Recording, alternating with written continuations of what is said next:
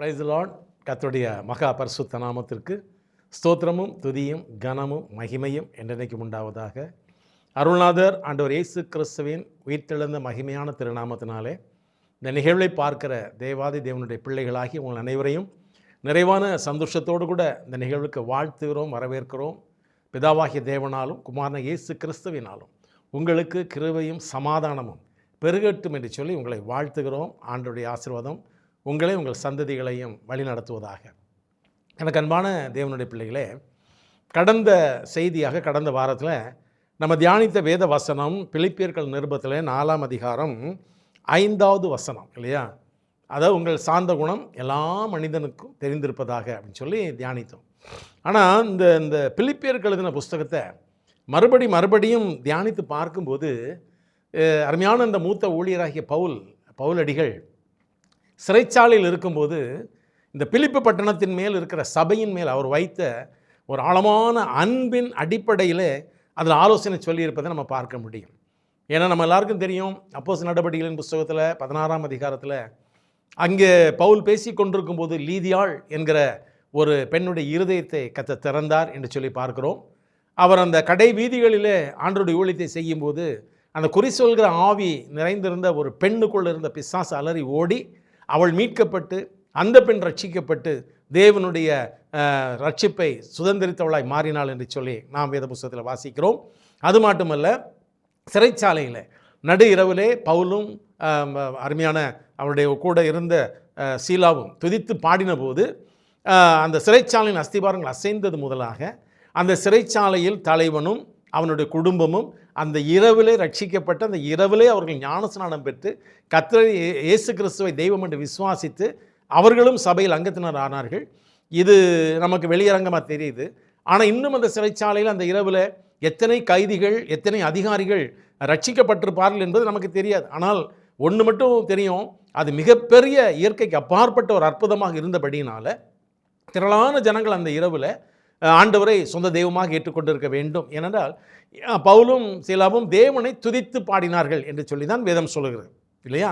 சரி, இப்போது ஆகவே அந்த சபை இவ்வளவு தூரம் அவர் கஷ்டப்பட்டு உருவாக்கின அந்த சபையின் மேல் அவருக்கு ஒரு ஆழமான ஒரு அன்பு இருந்தபடினால அவருடைய இறுதி பயணத்தில் அவர் சிறைச்சாலை இருக்கும்போது திரும்பி வந்த பாதையை நோக்கி பார்த்து அந்த சபையின் மேல் ஒரு ஆழமான அன்பு வைத்து கண்ணீரோடு கூட எழுதியிருக்கிறார் என்பதை நாம் பார்க்க முடியும். பாருங்கள், அவர் சிறைச்சாலையில் அடைத்தாயிடுச்சு. இப்போ கொண்டு போய் அவர் வெளியே எங்கேயுமே சுவிசேஷம் சொல்ல முடியாது இல்லையா? ஆனால் அங்கே உட்காந்து எழுதலாம். இந்த லிட்ரேச்சர் மினிஸ்ட்ரி, பவுல் ஆரம்பித்து வைத்த இந்த புத்தக ஊழியம் லிட்ரேச்சர் மினிஸ்ட்ரி இன்றைக்கும் அநேக தேவனுடைய பிள்ளைகள் ஆவியானுடைய ஏவுதலின்படியாக சிறந்த சத்தியங்களை வெளிப்படுத்தி கொண்டிருக்கிறார்கள். எனக்கு தெரிந்த ஒரு நெருங்கின நண்பர் உண்டு. அவர் நல்லா லிட்ரேச்சர் மினிஸ்ட்ரி பண்ணுவார், நிறைய புத்தகங்கள் எழுதுவார், அருமையான சின்ன சின்ன துணுக்குகள் வைத்து எழுதுவார். தேவனால் அப்படிப்பட்ட ஒரு கிருபையின் அபிஷேகம் பெற்ற தேவனுடைய பிள்ளை. திடீரென்று அவருடைய சரீரத்தில் கொஞ்சம் பலகீனம் ஏற்பட்டு கைகளில் எழுத முடியாதபடி நரம்பில் ஒரு சின்ன பாதிப்பு, கால்கள் ஒரு பாதிப்பு ஏற்பட்டது. ஆனால் பாருங்கள், அவர் அதோடு விட்டுறலை.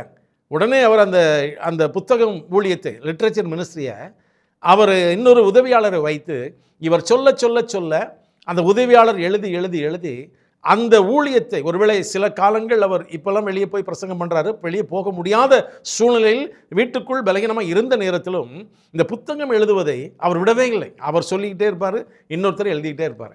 ஆகவே இப்படி அற்புதமான அந்த தாகம் நிறைந்த பிள்ளைகளுக்கு தான் அதனுடைய அன்பு, அதனுடைய காரியம் தெரியும்.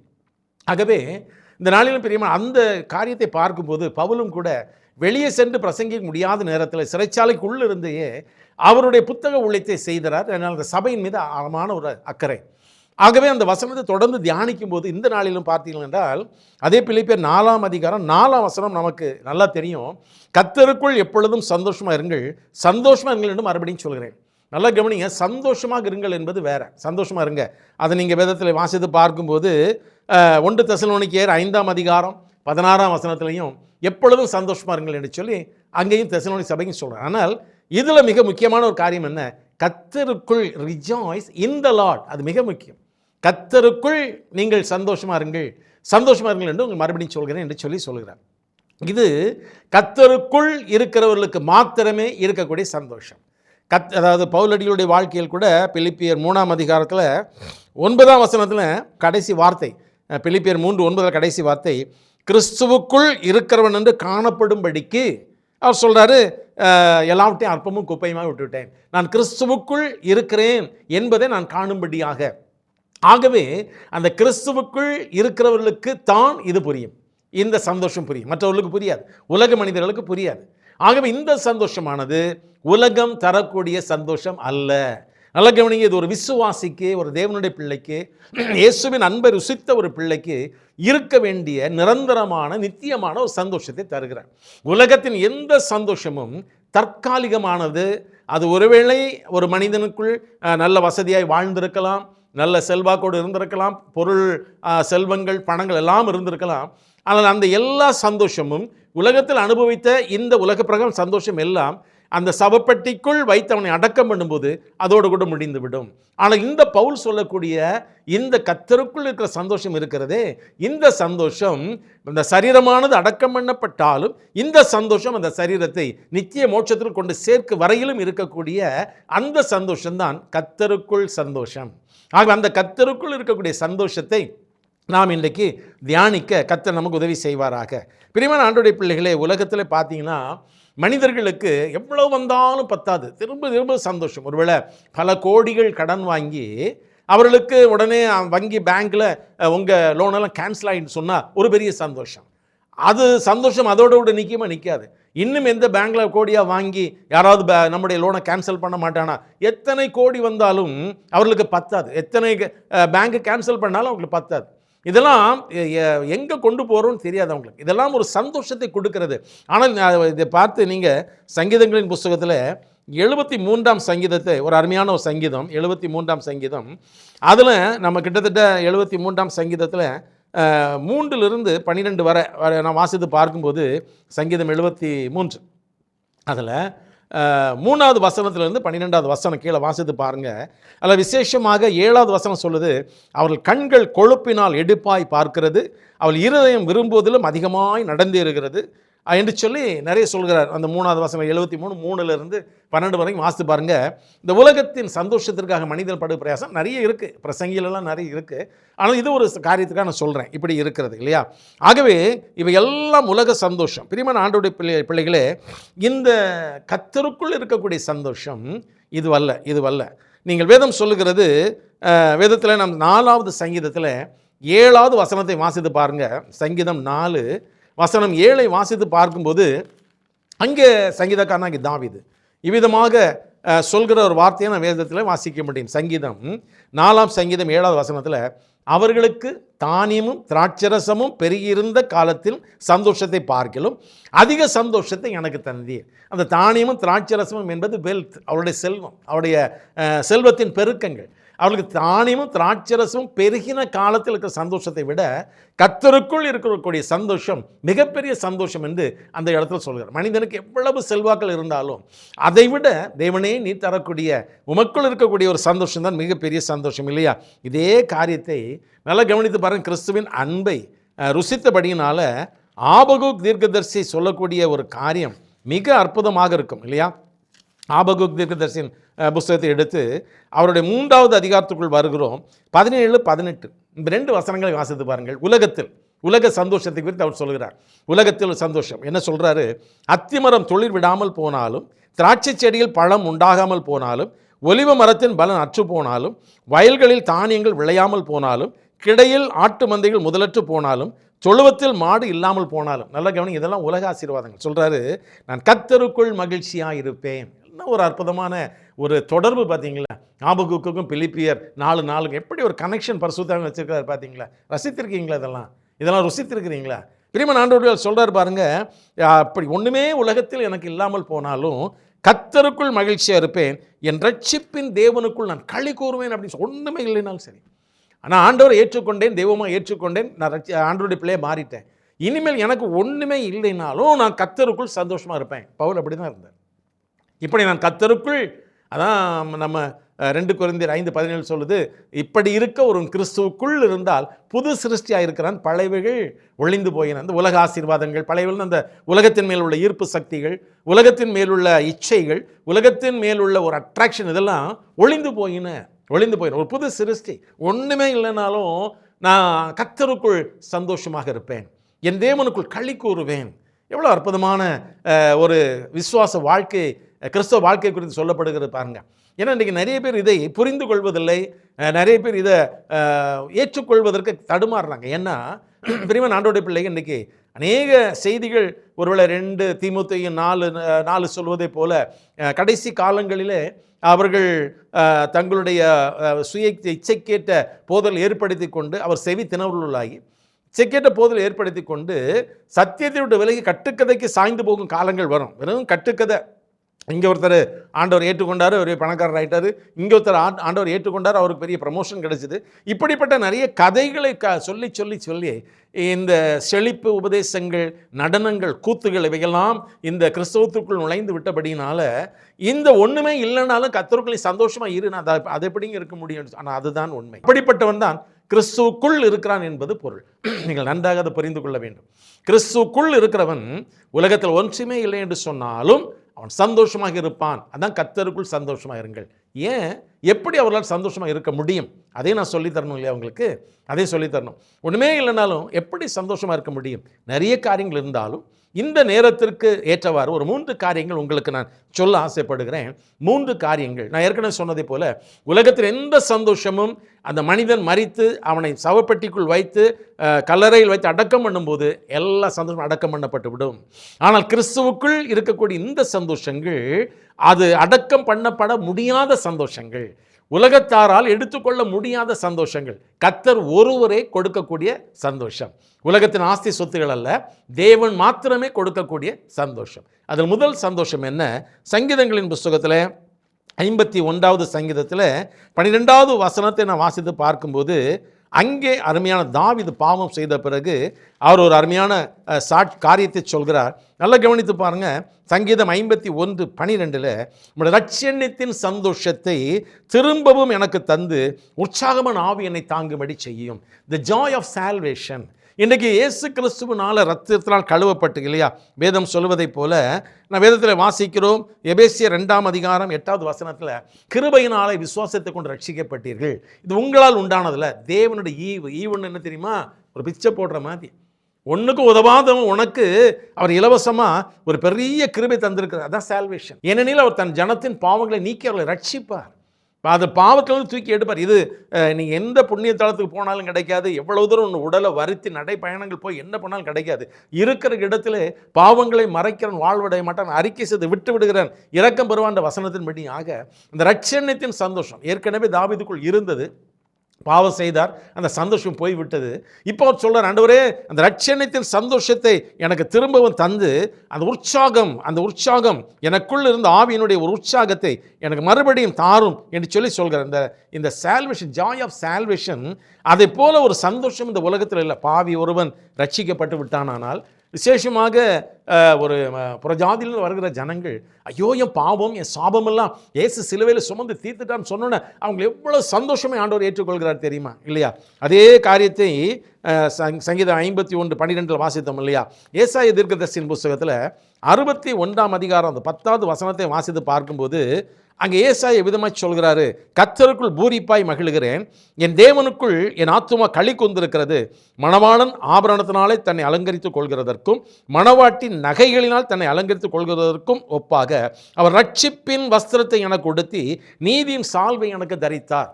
ரட்சிப்பின் வஸ்திரம், எனக்குள் இருந்த கரைபடிந்த பாவ வஸ்திரம் எடுக்கப்பட்டு விட்டது. இப்பொழுது ரட்சிப்பின் வஸ்திரம், ஒரு பரிசுத்த வஸ்திரம் எனக்கு தேவன் கொடுத்திருக்கிறார். அந்த சந்தோஷம் இருக்கிறது இல்லையா, அதுதான் கர்த்தருக்குள் வரக்கூடிய நிரந்தர சந்தோஷம். வேற எதுவுமே உலக காரியங்கள் இது உங்களுக்கு தரவே முடியாது, உலகம் தரவே முடியாது. பிரியமான ஆண்டவருடைய பிள்ளைகளே, பிசாசு எவ்வளோ பெரிய ஆள் தெரியுமா? அவன் ஆண்டவருடைய இயேசு கிறிஸ்துவை நீங்கள் பாருங்கள், லூக்கா சுவிசேஷத்தில் 4ஆம் அதிகாரத்துக்குள் வந்து பாருங்கள், ஆச்சரியமாக இருக்கும். லூக்கா சுவிசேஷத்தில் 4ஆம் அதிகாரத்தை திருப்பி அதில் இருக்கிற 6வது வசனத்தை வாசி பாருங்கள். அவன் 5:6 வாசி பாருங்கள். பின்பு பிசாசு அவரை உயர்ந்த மலையின் மேல் கொண்டு போய் உலகத்தின் சகல ராஜ்யங்களையும் ஒரு நிமிஷத்தில் கர்த்தருக்கு காண்பித்தான். ஒரு நிமிஷத்தில் அவரை உயர்ந்த மலைக்கு கொண்டு போய் ஹோல் வேர்ல்டு, முழு உலகத்தையும் காட்டினானான். கொஞ்ச நேரத்தில் ஒரு மாயை, உலகத்தை ஆண்டவர்கிட்ட அவன் காட்ட முடியாது. ஆனால் அவன் அப்படியே ஒரு மாயையாக எல்லாவற்றையும் உருவாக்கி சொல்கிறான் 6வது வசனத்தில், இவைகள் எல்லாவற்றின் மேலுள்ள அதிகாரத்தை இவைகளின் மகிமையும் உமக்கு தருவேன். ஏன்னா சொல்கிறான் பாருங்க, இவை உமக்கு தருவேன், இவைகள் எனக்கு ஒப்பு கொடுக்கப்பட்டிருக்கிறது, எனக்கு இஷ்டமானவனுக்கு இவைகளை கொடுக்கிறேன்னு அப்படி சொல்கிறான். இந்த உலக ஆண்டவர்கிட்டயே இப்படி மோதுறான். இன்றைக்கி நிறைய பேர் இப்படி தான், இதை வச்சு தான் அப்படி ஏமாந்துறாங்க. அதாவது செய்தி பிரசங்கம் ஒரு ஊழியக்காரர் பண்ணுற மாதிரி இருக்கும், ஆனால் அந்த உலகத்தில் பொருள் அதிகாரம் பூரா உனக்கு, உலகத்தில் உள்ள அதிகாரம் பூரா உனக்கு, இதெல்லாம் தற்காலிகமானது, எல்லாம் தற்காலிகம். உன்னுடைய அடக்க ஆராதனோடு முடிந்து விடும். ஆனால் இந்த வேதம் சொல்கிறது த ஜாய் ஆஃப் சால்வேஷன், ரட்சிப்பின் சந்தோஷம். ஆண்டவர் இந்த உலகத்தில் ஒன்றும் இல்லைனாலும் பரவாயில்ல, நீர் ரட்சித்தீர், எனக்காக சிலுவையில் மறித்தீர், எனக்காக நீர் ரத்தத்தை சிந்தினீர், எனக்காக நீர் ஆண்டவரே அடக்கம் பண்ணப்பட்டீர், உயிர்த்தெழுந்தீர். ஆண்டவர் இந்த அன்புக்கு ஈடாக அதாவது இதுக்கு சொல்லுவாங்களே அகாபை அன்பு, பிரதிபலன் எதிர்பாராத அன்பு, என்னையே தருகிறேன் ஆண்டவரே. இதுதான் பிரியமான ஆண்டவருடைய பிள்ளைய அருமையான சந்தோஷம். முதல் சந்தோஷம் அதுதான், த ஜாய் ஆஃப் சால்வேஷன், ரட்சிப்பின் சந்தோஷம் இல்லையா? ஏசாயாவில் வாசித்தோம் இல்லையா? அவர் ரட்சிப்பின் வஸ்திரங்கள் என்னோட நீதியின் சால்வை எனக்கு தரித்தார், நான் மகிழுகிறேன், களி கூறுகிறேன் என்றெல்லாம் சொல்லி அவர் சொல்கிறார். ஆபகு சொல்கிறார், ஒன்றுமே இல்லைன்னா நான் ரட்சிப்பின் தேவனுக்குள் களி கூறுவேன். அவர் ரட்சிப்பின் சுவிசேஷம், அந்த ரட்சிப்பின் சால்வை தந்தார், களி கூறுகிறேன். இன்றைக்கு முதலாவது அதில் சந்தோஷப்படுங்கள். உங்கள் ரத்த சிந்தி உங்களை ரட்சித்திருக்கிறார், அதில் சந்தோஷப்படுங்கள், அது நிரந்தர சந்தோஷம். ரெண்டாவதாக சந்தோஷம் என்ன? ரோமர்கள் நிருபம் 14ஆம் அதிகாரம் 17வது வசனத்தில் வேதத்தில் வாசித்து பார்க்கிறோம். வேதம் சொல்கிறது, பரிசுத்த ஆவியினால் உண்டாகும் சந்தோஷம், the joy in holy spirit. பரிசுத்த ஆவியில் உண்டாகக்கூடிய சந்தோஷம். ஒருவன் பரிசுத்த ஆவிக்குள் இருந்தால் அவன் எப்போது சந்தோஷப்படுவானா? வாசித்து பார்க்கலாமா? 1 தெசலோனிக்கேயர் 1ஆம் அதிகாரம் 6, 7 இந்த 2 வசனங்களை வாசிக்கும் போது, 1 தெசலோனிக்கேயர் 1ஆம் அதிகாரம் 6, 7 இந்த 2 வசனங்களை வாசிக்கும் போது பரிசுத்த ஆவியானவர்ல சந்தோஷம் எப்பெல்லாம் வரும் பாருங்க. 1 தெசலோனிக்கேயர் 1, 6, 7 நீங்கள் மிகுந்த உபத்திரவத்திலே பரிசுத்தாவின் சந்தோஷத்தோடு கூட திருவசனத்தை ஏற்றுக்கொண்டு எங்களையும் கர்த்தரையும் பின்பற்றுவர்களாகி என்று சொல்லி பார்க்கணும். அதாவது இந்த பரிசுத்த ஆவியானவர் ஒருவனுக்குள்ள இருந்தால் எந்த உபத்திரவம் இருந்தாலும் சரி, எந்த உபத்திரத்திலையும் அவன் சந்தோஷமாக இருப்பான் இல்லையா? நம்ம எல்லாருக்கும் தெரியும், நார்த் ஈஸ்டில் இன்றைக்கி உலகம் முழுவதும் பாடக்கூடிய பாட்டல் என்ன? I have decided to follow Jesus, no turning back, no turning back. அந்த நாக்சிங் என்று சொல்லக்கூடிய மனிதன், அவனை அவருடைய முகாம், அவருடைய கேம்ப், அதனுடைய தலைவன், அந்த ட்ரைபல் ஹெட்டு, அவர் வந்து அவருடைய 2 பிள்ளைகள், அவருடைய மனைவி, அவரையும் ஒவ்வொருவராக கொல்லும்போது கூட அவர் சொல்வார், நோ டேர்னிங் பேக், நான் சந்தோஷமாக இருக்கிறேன், I have decided to follow. அவ்வளோதான். அதாங்க அந்த மிகுந்த உபத்திரவத்திலும் அந்த பரிசுத்த ஆவிக்குள் நீங்கள் சந்தோஷத்தோடு கூட எல்லாம் தாங்கி கொண்டபடினால் மற்றவர்களுக்கு நீங்கள் சாட்சியாக இருக்கீங்கன்னு சொல்கிறார். பரிசுத்த ஆவி எப்போது சந்தோஷப்படுவார்? பிரியமான ஆண்டோடைய பிள்ளைகளே, அது நன்றாக புரிந்து கொள்ள வேண்டும். நீங்கள் ஒருவேளை நெகேமியாவின் புஸ்தகத்தில் 8ஆம் அதிகாரம் 10ஆம் வசனம் கடைசியில் சொல்லுது, கர்த்தருக்குள் மகிழ்ச்சியாக இருப்பதே உங்கள் பலன் என்று சொல்லி வேதம் சொல்கிறது. ஆனால் அதை ஆங்கில வேதம் பார்த்தீங்கன்னா, the joy of the lord is your strength. கர்த்தருடைய சந்தோஷம் தான் உங்களுக்கு பலன். அதுதான் பவுலடிகள் பிலிப்பி பட்டணத்தில் சிறைச்சாலையில் அவருக்கு அந்த பலன் தான். அவர் கர்த்தரை துதித்து பாடினார். ஆகவே தான் அவர் பிலிப்பியில் சொல்லும்போது சொல்கிறாரு, என்னை பலப்படுத்துகிற கிறிஸ்துவனாலே எல்லாவற்றையும் செய்ய பலன் உண்டு. The joy of the lord is, கர்த்தர் உங்களை குறித்து சந்தோஷப்படுவாராம், அதுதான் உங்களுக்கு உண்மையான பலன். அவர் விசேஷித்த பலனை கொடுப்பார். அது மாம்ச பிரகாரமாக எப்படி என்று விவரிக்க முடியாது. எந்த இடத்துல என்ன செய்ய வேண்டும் இல்லையா? பைபிளில் ஆண்டவர் சொன்ன மாதிரி நம்ம யாத்திராகமம் 20ஆம் அதிகாரம் 24ஆம் வசனம் பின்பகுதி சொன்னதை போல, என் நாமத்தை பிரஸ்தாபப்படுற எந்த ஸ்தானத்தில் முன்னிடத்தில் வந்து உன்னை ஆசீர்வதிப்பேன் என்று ஆண்டவர் சொல்லியிருக்கிறார். அவருடைய நாமம் மகிமைப்படுகிற இடத்துல அவர் விசேஷித்த பலனை கொடுப்பார். எப்போது? பரிசுத்த ஆவிக்குள்ள ஒரு சந்தோஷமாக இருக்கும்போது, பரிசுத்த ஆவியானவருக்குள்ள ஒரு சந்தோஷமாக இருக்கும்போது தேவன் அப்படிப்பட்ட ஒரு கிருபையை தர. முதலாவது பார்த்தீங்கன்னாக்கா, முதல் சந்தோஷம் எதை பார்த்தோம்? ரட்சிப்பின் சந்தோஷம். அது நிரந்தர சந்தோஷம். அது நம்மை மோட்சத்தில் கொண்டு சேர்க்கும் வரையிலும் அந்த சந்தோஷம் நம்மை கைவிடாதபடி கொண்டு போகும். அது கல்லறையோடு கூட முடிந்து போகிறதில்ல, அடக்காரதனோடு முடிந்து போகிறதில்ல. அவர் மறுபடியும் உயிர்த்தெழுந்து மோட்சத்துக்கு போகிற வரைக்கும் அந்த சந்தோஷம் உண்டு. மறுபடியும் பார்க்கிறோம், பரிசுத்த ஆவியில் உண்டாக சந்தோஷம். பல விதமான உபத்திரங்கள் வரலாம், ஆனாலும் பரிசுத்த ஆவியின் உள்ளே இருப்பார். ஆனால் கர்த்தருக்காக இந்த பாடுகளை நான் சகிப்பேன், நிந்தனை சகிப்பேன், அவமானத்தை சகிப்பேன், இந்த பாரத்தை சுமப்பேன், இந்த சிலுவை சுமப்பேன் என்று உள்ளே சந்தோஷத்தோடு கூட பரிசுத்த ஆவியானவர் நம்மை ஊக்குவிப்பார். அது நிரந்தர சந்தோஷம். அதுவும் நம்மை மோட்சத்தில் கொண்டு சேர்க்கும் வரையிலும் அந்த சந்தோஷம் நம்மை விடாது. நான் என்ன சொல்கிறேன், இந்த சந்தோஷங்கள் எல்லாம் கிறிஸ்து ஒருவர் தான் தர முடியும். உலகம் தரவே முடியாது. அதை கர்த்தருக்குள் சந்தோஷமா இருங்கள். பவுல் அப்படி தான் இருந்தார். அவர் அப்படி இருந்தனால தான் இந்த வயசான காலத்துலையும் அந்த சிறைச்சாலைக்குள் இருக்கும்போது முடங்கி போய் விடாதபடிக்கு அந்த ஒரு சபையை நேசித்து அதற்கு ஒரு கடித ஊழியம் செய்கிறார் பாருங்க. கொஞ்சம் சிந்திங்க, நம்மலாம் என்ன பண்ணுறோம் ஆண்டவருக்காக, நம்ம எப்படி இருக்கோம், நம்முடைய சந்தோஷம். நீ கிறிஸ்தவனுக்கு நிறைய பேர் சந்தோஷம் இல்லை. என்ன பிரதர் எப்படி இருக்கீங்கன்னு கேட்டாக்க ஏதோ இருக்கேன்றாங்க. நோ, எந்த கிறிஸ்தவனும் கர்த்தருக்குள் சந்தோஷமாக இருக்கிறேன் அப்படி உங்கள் கன்ஃபெஷன் அப்படி வரணும். I'm happy in Christ. நான் எப்போதும் கர்த்தருக்குள் சந்தோஷமாக இருக்கேன் பிரதர். சாப்பிட்டீங்களா? இல்லை, நான் கர்த்தருக்குள் சந்தோஷமாக இருக்கிறேன். இதுதான் பரிசுத்த ஆவியில் உண்டாகக்கூடிய சந்தோஷம். எந்த சூழ்நிலையும் எந்த நிலைமையிலும் ஒன்றுமில்லை என்று சொன்னாலும் எனக்கு இயேசு போதும், என்னோடு இருக்கிறார். அதுதான் பரிசுத்த ஆவியானவருடைய சந்தோஷம். பரிசுத்த ஆவி கர்த்தர் தான், கர்த்தரே ஆவியானவர், அவரும் நமக்குள் இருக்கிறார். அதை விட பெரிய சந்தோஷம் ஒன்றுமில்லை. ஆகவே பிரியமான ஆண்டவருடைய பிள்ளைகளே, அது 2வது சந்தோஷம். 3வதாக ஏசாயா தீர்க்கதரிசியின் புஸ்தகத்தில் 35வது அதிகாரத்தை திருப்பி அதில் 10வது வசனத்தை வாசிக்கும்போது, கர்த்தரால் மீட்கப்பட்டவர்கள் திரும்பி ஆனந்த களிப்புடன் பாடி சீயோனுக்கு வருவார்கள், நித்திய மகிழ்ச்சி அவள் தலையின் மேல் இருக்கும், சந்தோஷமும் மகிழ்ச்சியும் அடைவார்கள், சஞ்சலமும் தவிப்பும் ஓடிப்போம். நல்ல கவனிங்க, இறுதியாக நித்திய மோட்சம் எனக்கு உண்டு என்கிற ஒரு சந்தோஷம். கர்த்தரால் மீட்கப்பட்டவர்கள் அந்த சீயோனுக்கு திரும்பி வருவார்கள், அங்கே நித்திய மகிழ்ச்சி நித்திய சந்தோஷம் அவர்களுக்கு காத்திருக்கிறது என்று வேதம் சொல்கிறது இல்லையா? அதை எதிர்நோக்கி வாழ்கிற கர்த்தருடைய பிள்ளைகள் ஒரு நாளும் திரும்பி பார்க்க மாட்டார்கள். ஒரு நாளும் அவர்கள் இந்த உலகத்தின் ஐஸ்வர்யத்தையோ ஆடம்பரத்தையோ எதிர்பார்க்கவே மாட்டார்கள். அவர்களுக்கு ஒரே சந்தோஷம் என்ன? இப்போது கண்களை மூடினாலும் அடுத்த நிமிடம் நாம் ஆண்டவரோடு கூட அந்த மகிழ்ச்சியான தேசத்தில் இருப்பேன் இல்லையா? வெளிப்படுத்தின விசேஷத்தை நம்ம திருப்பி 7ஆம் அதிகாரம் 16, 17 இந்த வேத வசனங்களை நான் வாசித்து பார்க்கும்போது அங்கே ஆண்டவருடைய வார்த்தை அந்த அருமையான யோவான் தரிசனத்தில் சொல்கிறார் பாருங்கள். இனி இவர்கள் பசி அடைவதும் இல்லை, இனி தாகம் அடைவதும் இல்லை, வெயிலாயிலும் உஷ்ணமாவது இவர்கள் படுவதும் இல்லை. சிங்காசனத்தின் மேல் மத்தியில் இருக்கிற ஆட்டுக்குட்டியானவரை இவர்களை மேய்த்து இவர்களை ஜீவ தண்ணீர் உள்ள ஊற்றண்டைக்கு நடத்துவார்.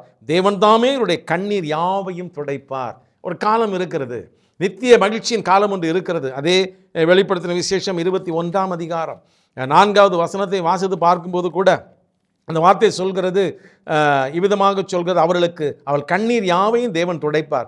இனி மரணமும் இல்லை, துக்கமும் இல்லை, அலறுதல் இல்லை, வருத்தம் இல்லை, முந்தினவைகள் ஒளிந்து போயிட்டு என்று விளம்பிற்று என்று சொல்லி சொல்கிறார். ஆகவே அந்த ராஜ்யத்திற்குள் நான் பயணம் பண்ணி கொண்டிருக்கிறேன் என்று போகிறவர்களுக்கு அந்த நித்திய ராஜ்யத்திற்குள் பிரவேசிக்க தகுதி உடையவனாக கர்த்தரை மாற்றிவிட்டார் என்ற வைராக்கியம் உள்ளவர்களுக்கு பிரியமான ஆண்டவருடைய கர்த்தருக்குள் சந்தோஷமாக தான் இருப்பார்கள்.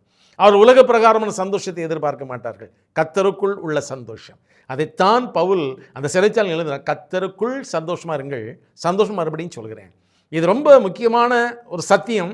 இதை நம்ம ஏற்றுக்கொண்டவர்கள் நிச்சயமாக அவர்கள் ஒரு நாளும் கவலைப்பட மாட்டார்கள். உலகத்தில் எந்த காரியத்தையும் கவலைப்படவே மாட்டார்கள். முதலாவது ரட்சிப்பின் சந்தோஷம், ஜாய் ஆஃப் சால்வேஷன்.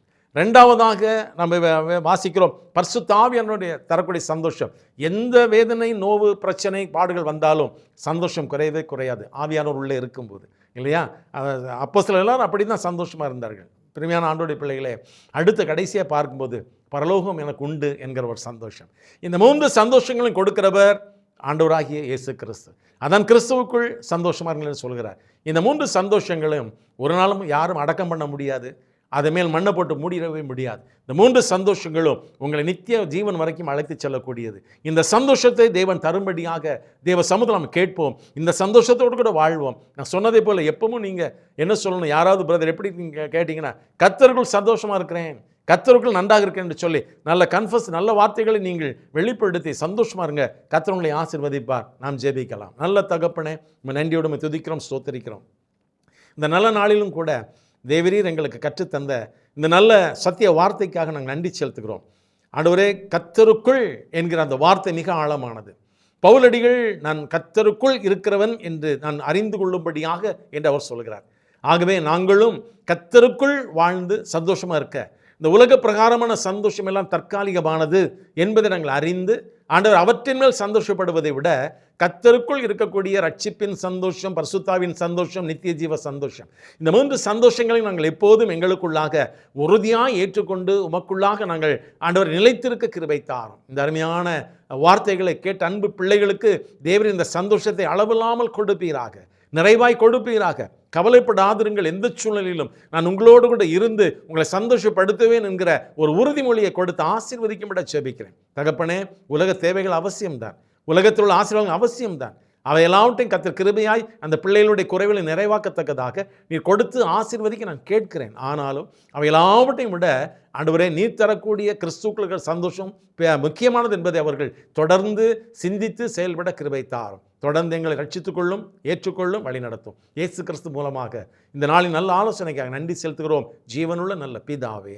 ஆமேன், ஆமேன், ஆமேன். எனக்கு அன்பானவர்களே, கர்த்தருக்குள் சந்தோஷமா இருங்கள். கர்த்தர் உங்களை ஆசீர்வதிப்பார். God bless you.